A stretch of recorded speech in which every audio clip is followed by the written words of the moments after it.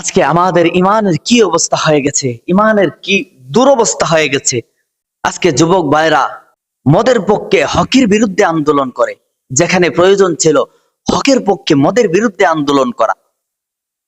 আজকে সমাজের অবস্থা এমন হয়ে গেছে, আল্লাহ রসুলের মানবতাকে তারা তাদের জীবনের মধ্যে বাস্তবায়ন করার জন্য তাদের আকীদাকে ছুঁড়ে ফেলে দেয়।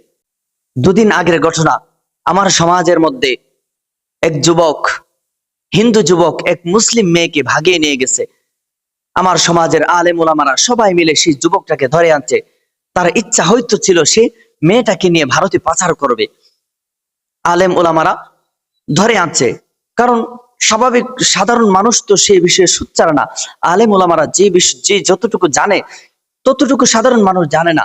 ইসকনের বিষয়ে, বিভিন্ন বিষয়ে, হিন্দুদের বিভিন্ন প্লেনের বিষয়ে সব মিলে আলেম ওলামারা এই যুবকটাকে ধরে আনছে, মেয়েটাকে সহ।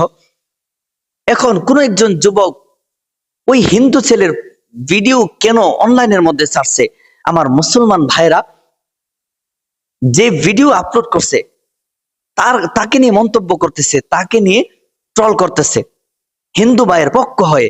অথচ এই হিন্দুটা যদিও তার বন্ধু হতে পারে, সমাজের বন্ধু হতে পারে, তার প্রতি মানবতা, হিন্দুর প্রতি মানবতা দেখাইতে গিয়ে সে তার মুসলমান বোনের ইজ্জত সম্মান সব শেষ করে দিতেছে। তার কাছে মুসলমান বোনের ইজ্জত নাই, মুসলমান বোনের সম্মান তার কাছে কিছুই না, তার কাছে হিন্দুদের প্রতি মানবতা। হায় আফসোস, খোদার কসম যুবক ভাই, এই ইমান নিয়ে আপনি জান্নাতে যেতে পারবেন না। ইমানকে সহিশুদ্ধ করেন, ইমানকে আল্লাহর দিকে রুজু করেন, আল্লাহর দিকে ফিরান।